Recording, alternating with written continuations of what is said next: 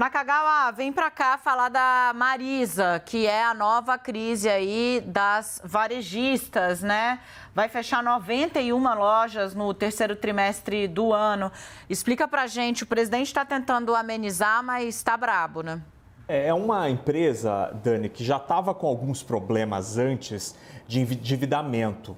E aí, o setor todo de varejo, depois do mês de janeiro, passou a ter um problemaço na mão, porque em janeiro foi quando foi descoberto, foi destapado o problemaço da Americanas.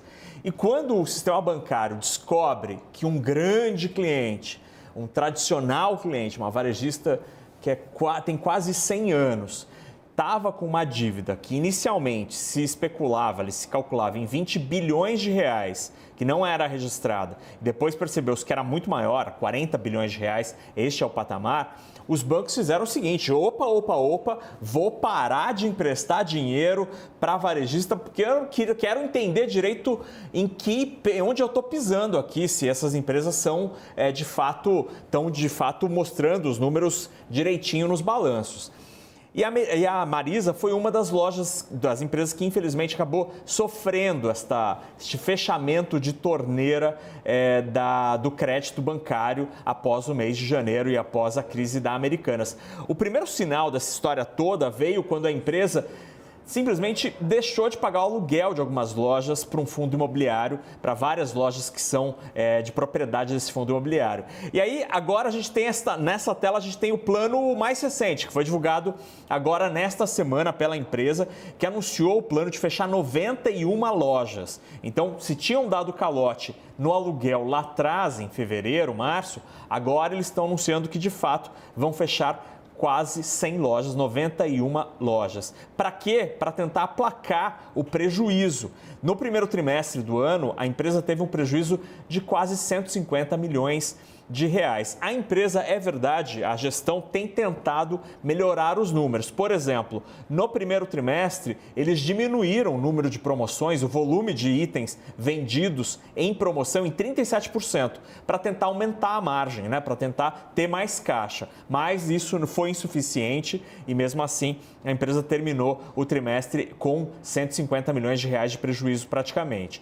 E aí um número que é muito importante, esse último número, a Marisa, como empresa, tem mais de 700 milhões de reais em dívidas com bancos, com investidores que emprestaram dinheiro e compraram títulos de dívida. E esta dívida é que está difícil de ser digerida, por causa do juro alto, em 13,75, mais as condições mais restritas de crédito nos bancos.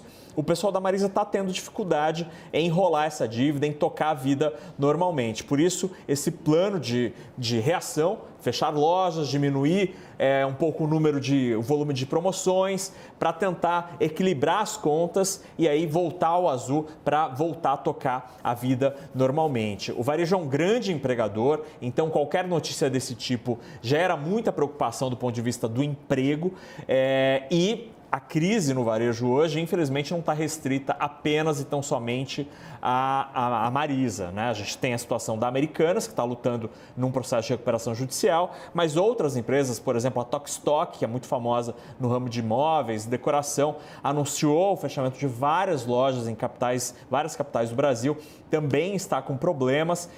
Então, esta é uma crise que está acontecendo aqui no Brasil, foi piorada pelo juro alto e pelo caso das Americanas, mas o varejo como um todo, Dani, tem sofrido uma virada de página, né? Um turnover aí por causa do comércio eletrônico. Então, empresas que não conseguiram se adaptar à realidade da internet têm sofrido um pouco mais em alguns segmentos, como por exemplo, comprar roupa. É mais difícil comprar pela internet às vezes, então você está nessa situação. E fora as lojas que vendem da China e são um baita concorrente para lojas como a Marisa, Dani.